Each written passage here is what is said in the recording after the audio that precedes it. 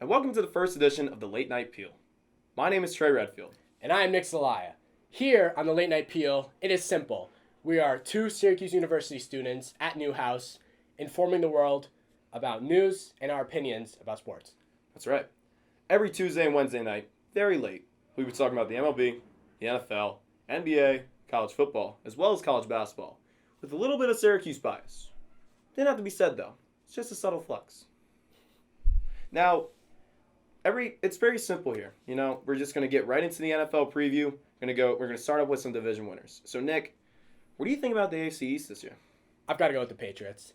I know Le'Veon Bell joined the Jets. Dolphins have Ryan Fitzpatrick. The Bills are the Bills. The Patriots are going to win the division, no doubt about it. Tom Brady might get off to a slow start at the beginning of the season. The Patriots usually have that each year. But you make a very good point as well. The Jets, though, they're ready to make some noise on the offensive side with the addition of Le'Veon Bell. That's very true. Sam Darnold has a really good arsenal this year with Robbie Anderson, especially with the Duke prospect and Jamison Crowder. Not prospect anymore, pardon me, but still very good wide receiver in Jamison Crowder. Their defense is a worry, definitely. No doubt, but Jamal Adams really could make some noise as a strong safety. Definitely. But I still got to go with the Patriots. I think they'll win the division easily. What about the AFC North? The AFC North is really a debacle this year. Now the Bengals are completely out of it. All they have is AJ Green, Tyler Boyd, and Andy Dalton really needs to go. But at the end of the day, it's really going to come down to a dogfight between the Cleveland Browns and the Pittsburgh Steelers. And that's something that I think the Pittsburgh Steelers will come out on top with this year. They lost Antonio Brown, but they still have a great addition in Dante Moncrief, very improved Vance McDonald, and a two-headed monster back at running back with James Conner and Jalen Samuels. Don't forget about Juju Smith. Yes. Juju. That's right. Everyone loves Juju. Everyone loves Juju Smith-Schuster, and the fact that the Steelers have no distractions this year with AB out in Oakland, this team really can make some noise and can give New England a run for its money. And speaking of distractions, that's the one thing I worry about the Cleveland Browns. They got Odell Beckham, who has had his issues in the past, Jarvis Landry, Baker Mayfield, and also David Njoku as well. They have a very great backfield in Nick Chubb. Kareem Hunt's going to be there sooner than later, but the Browns are ready to roll, quotes Sonny Weaver Jr. from draft day. But Nick, going into the AFC South, heard a lot of news with the Andrew Luck retiring. What do you think? What do you think about the AFC South this year? I think it's obviously disappointing that Andrew Luck is gone. You've got to love the dude. He is one of the most humble players in the NFL. Was one of the nicest players. One of the nicest players. He went to Stanford. I mean, it doesn't get better than that. But I think in the AFC South, it's tough. It is very tough. Maybe Houston. I'm sorry to interrupt you, Trey. No worries. Houston Texans. I feel like it's going to be close, but the Texans might get the edge. I think Deshaun Watson as an MVP candidate this year. He's got DeAndre Hopkins still. He's got Will Fuller, and it's going to be a duel between the Indianapolis Colts and the Houston Texans, and it's really something I have not really decided, and it's probably going to be something that I have to decide during this podcast, during this show. But the Colts, don't doubt Jacoby Brissett. Jacoby Brissett has a great mentor in Brian Hoyer, who was signed to a 3-year, $12 million deal, $9 million guaranteed with that money. Great mentor as a backup, has a little bit of a Patriot way in Indianapolis. Brissett has a great arsenal in T.Y. Hilton, Marlon Mack, and the NC State running back, Nyheim Hines. So I think even with Andrew Luck gone, Brissett has a rocket. The Colts are ready to go. But the Texans made some moves too. So that's something that really I need to decide as the show goes on. And briefly, not ignoring the other two teams such as the Jaguars and Titans. The Titans obviously have Mariota. You never know with him. He's had his ups and downs in his career. And the Jaguars, 2 years ago, they were in the AFC Championship. Last year, they were near the bottom of the AFC. Beat the Patriots, yeah, but that's about it. Yeah.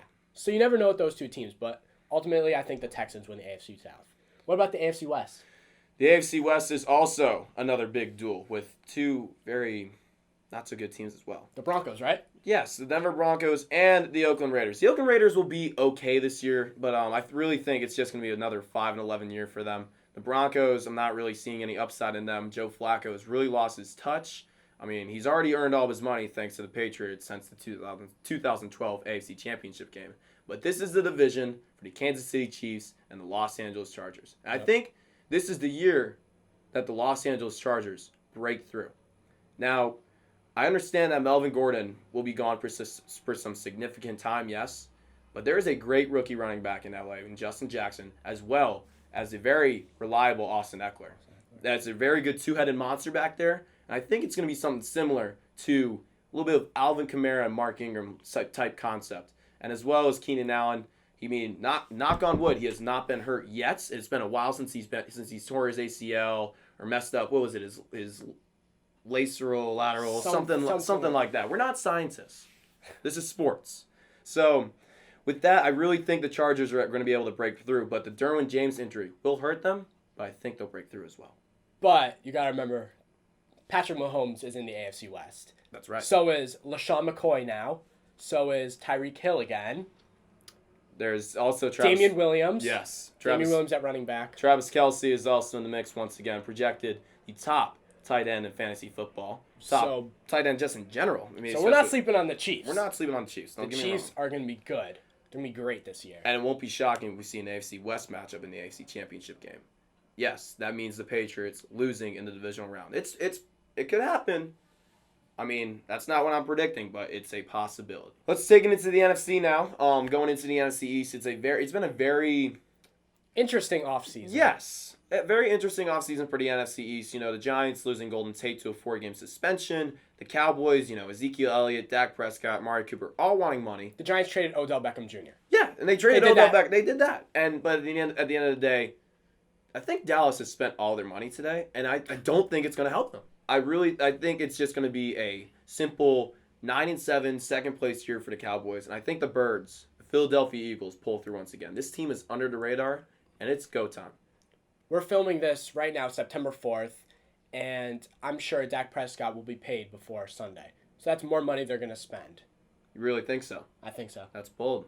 Dak Prescott, hate to say it, one of the most overrated quarterbacks in the NFL, hasn't really proven that much yet. Yes, he was a 1 seed, 14-2. Was it 14-2 that year, or was it 12-4? I think it was 12-4. I think it was still overall a very good season, but for a divisional round exit, there's nothing much to prove. This is the Eagles' season. Let's take into the NFC West now. Now the defending NFC champion Los Angeles Rams are there once again. Do you think Kyler Murray and the Cardinals will give LA a chance at all, or is this the Rams division? The Rams are winning the division. Jared Goff just got his money. He got his bag. He's ready for a breakout season. Todd Gurley ended last season on a tough note.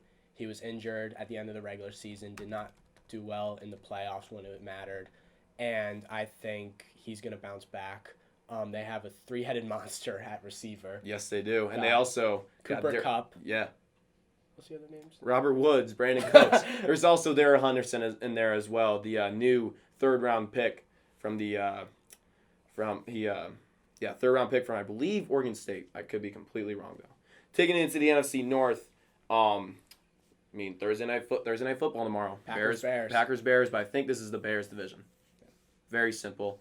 Mitchell Trubisky is going to have a really good year. The addition of David Montgomery, along with Tariq Cohen, adds that Jordan Howard, Tariq Cohen duo right there once again. But I think the Bears easily have this in the bag. They got a kicker now that can get them past the divisional round, which is most important. No doubt. Now, going into the Lions and Cardinals, I guess... I'm excited to watch Kyler Murray. Yeah. Honestly. I think that's the biggest part of the game that I want to... If I were to watch this game, it'd be for Kyler Murray. Now, the Cardinals, Cliff Kingsbury and Kyler Murray said they were very vanilla on their offense. So who knows what they'll be bringing out. Are they going to be bringing out the clap offense once again? That's the first time we've ever seen that in the NFL before. Many false start calls from Kyler Murray in Week 2 against the Raiders.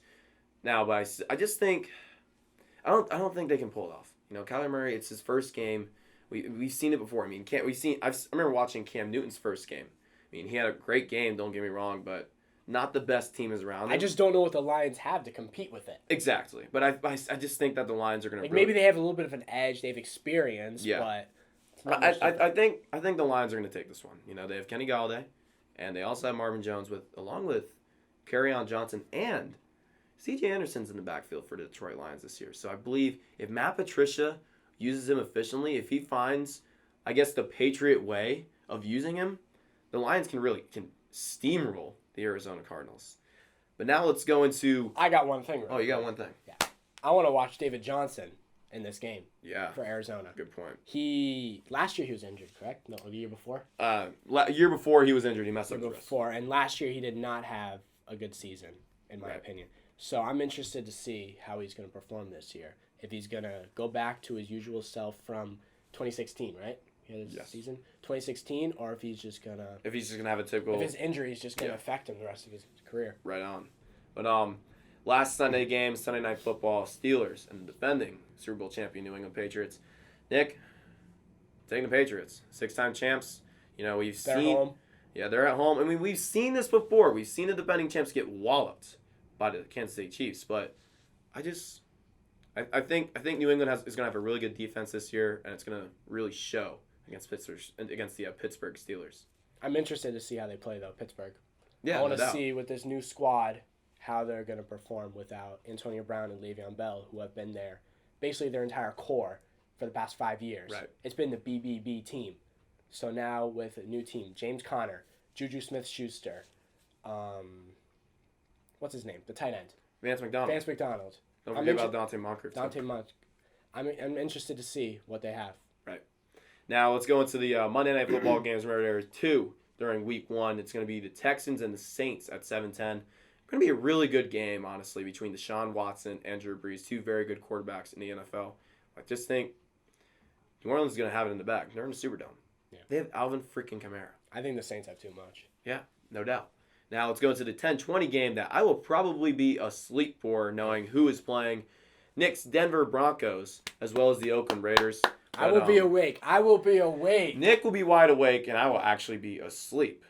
I don't know how that's going to work out, but I mean, hey, I'm picking the Oakland Raiders just because of the fact that they have AB. And what's the deal? The Broncos. They don't have AB. I mean, Antonio Brown. We have Emmanuel Sanders. That's true, but knowing Antonio Brown, knowing how good he is, and knowing how much of a drama queen he is, getting fined for the second time yesterday, right? Yep, and him correct. complaining about it on his Instagram story. He's still a good wide receiver, and I think he's going to be the reason why that they beat the Broncos on Monday night. He was also being roasted for his helmet looking like a Power Ranger. That's true. I don't know if you heard about that. Oh no, I heard about that. Yeah, he's got an interesting looking helmet. No doubt, but yeah, we're gonna take. What's up? I'm sorry. I gotta get my take on the Broncos. Oh yeah, you're really gonna pick the Broncos? I want to watch them because I'm interested to see if Philip Lindsay will have a sophomore slump or if he is going off again this year. Because last year was an amazing season for Lindsay. Undrafted, he came out of nowhere, and he was putting up touchdown. It was awesome to watch. Cortland Sutton is not really talked about too much. I think him in his second season. I think he's going to have a solid season as the second wide receiver on the Broncos. And then the defense, it's always fun to watch them. Obviously, Von Miller, Shane Ray. We just picked up, what's his name? Bradley Chubb in the draft. 2 years ago. 2 years ago. Yep. 2 years ago. I think it was last year. 2 years ago. You sure? Drafted Baker Mayfield. He was 5th overall. Oh, we drafted Drew Lock this year. Yes. He's not even going to start this game. No, Joe Flacco's starting. And obviously Chris Harris Jr. leads our secondary. So I'm excited to watch the Broncos. I think it'll be a tough matchup. I don't know if I should give my opinion on the game. We all know. We know. Let's take it into the NFC South now with the New Orleans Saints. Really, really, really hungry this year for taking back that NFC Championship against the LA Rams. Do you think is that same mindset going into this season? Yes. I think they win the division. The Panthers, I think Cam Newton, he's had his struggles. He's not injured anymore. He'll be back. He says he's feeling like a rookie again, even at age 30. Coming off the injury report today. Yep. The Falcons obviously have Matt Ryan. They have Julio Jones, one of the best receivers in the league. Devontae Freeman, Tavon Coleman. But I just think the Saints are too much. Alvin Kamara is ready to absolutely take off this NFL season. Drew Brees does not look like age is killing him. And I think it's the Saints season. Now, at the end of the day, though, the NFC South has the most potential for any of the NFC divisions. The Falcons, if they really could have been in the hunt for the playoffs, if Deion Jones and Keanu Neal just didn't get hurt week one. Yeah. I mean, those two big blows that Thursday night against the Philadelphia Eagles really hurt them throughout the season. But I think if Atlanta stays healthy and Julio Jones finds a way to score touchdowns, Atlanta can make some They noise. can be a threat. They can be a wild card spot. They can be a wild card spot. Get a wild card. And the same thing applies to Carolina too. DJ Moore predicted to have a very good season. Their number one wide receiver out of Maryland, and along with Cam Newton, if he stays healthy with his shoulder and his ankle, this team can really make some noise. Same thing with Luke Kuechly on the defensive side. No doubt. If he can stay healthy this year, he is their number one guy in the defense. Yes, for sure.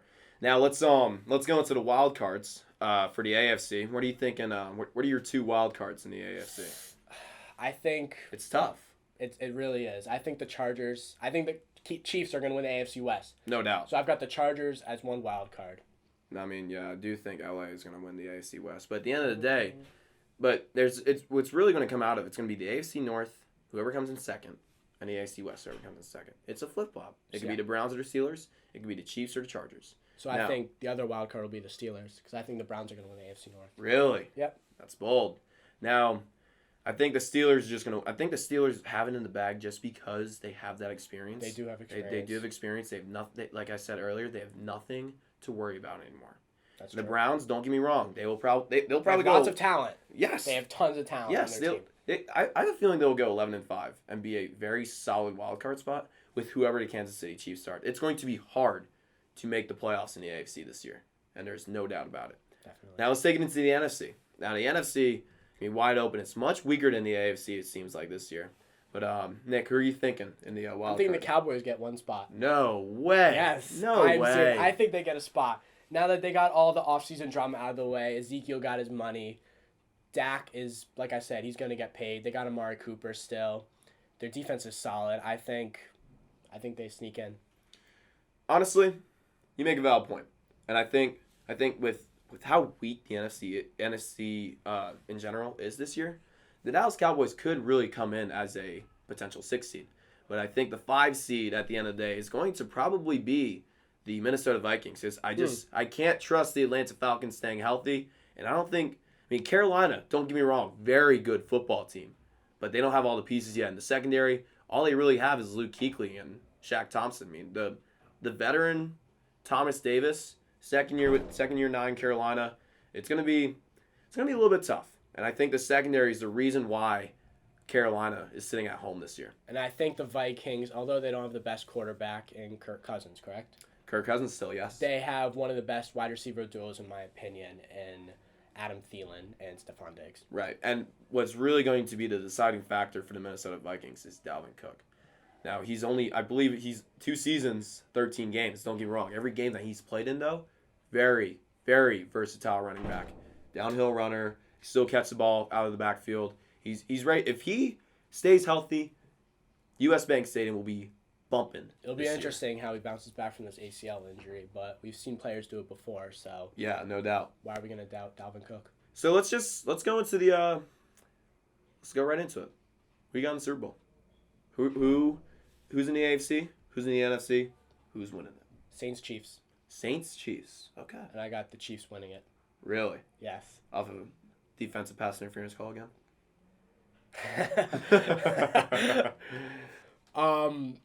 I think the Chiefs wanted that AFC championship last year. They wanted it badly.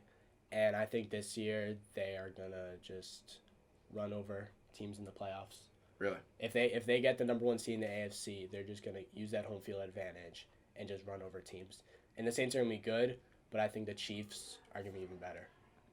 Now, I'm going to go... Oh, my bad. What about you? No, I was going to ask, what about you? Now, the safe pick is the New England Patriots in the AFC, and I'm going to stay with the New England Patriots. You know, defending Super Bowl champs, they have been there, I believe, the past 3 seasons now. Super Bowl 51, Super Bowl 52, losing to the Eagles 41-33. Obviously, we all know about Super Bowl 51, 34-28 comeback.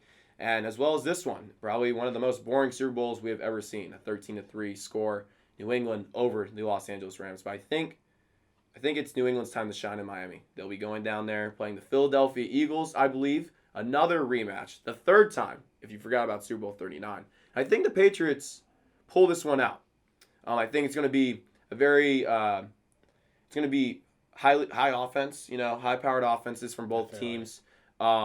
It's not going to be much like Super Bowl 39. It's going to be much like Super Bowl 52. And it's going to come down to who's going to make the defensive stops. And I think New England has a chance to do that this year. And I believe, did you give a score? What do you think? I think it's going to be a high score. High score? 38-34. 38-34 Chiefs. We're going to have a close battle. All right. And I'm thinking, wow. I'm going with 42-35 New England Patriots. Now, let's go into the actual season though. I mean, this is September. This is all the way in February. Let's talk about week 1, Nick. Let's pull up the week 1 games and go through each one. I'm right on top of Nick things. and I are right on top of things tonight. So, game 1, the 100th season of the NFL begins tomorrow between the two most historic teams in the most historic rivalry in the NFL. The Green Bay Packers go to Soldier Field to face the Chicago Bears. Nick, who are you taking on NBC Thursday night? I'm taking Chicago at home. In their home stadium, the Packers have had some issues this offseason. They have a new coach. Aaron Rodgers has had his troubles with Mike McCarthy the past couple of years. Mike McCarthy's gone, Nick. I know he is. Yeah. They have a new coach. Yeah. Yeah. It's pretty exciting. What's their coach's name again? Matt LaFleur, I believe. Matt LaFleur is really letting Aaron Rodgers do the play calling. They'll give him the calls, but it is his show, and that is finally something Aaron Rodgers gets to do. But I don't think it's going to be – I really think it's not going to be enough. Going into Chicago, the Bears haven't won an opening game since 2013. But I think that streak ends this year, and the Bears pull it out easily. 2 possessions, I believe. So now going into Carolina.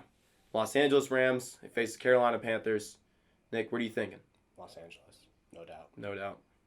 The Rams' 3-headed monster, along with that duo backfield. I feel like Darrell Henderson may – if something happens with Todd Gurley's knee again, with some sort of arthritis or whatever the hell he has, Darrell Henderson has the potential to make some noise. The same noise that was made with C.J. Anderson last year. And Cam Newton's not healthy. I know he just wants to play week 1. I know he wants to play week 1. And as he should. I mean, no doubt. Yeah, I just don't think he's 100% healthy. It's the same way with the shoulder, but I just really think I think this is his year. Cam Newton's going to have a good season, but I just don't think he's going to carry into the playoffs, unfortunately. Yeah. But let's go into the Redskins and Eagles, 1:00 on Fox. Divisional matchup. I think, as I stated earlier, I'm buying the Eagles this year. I'll have to go with the Eagles as well. And I'm buying the Eagles in this game as well.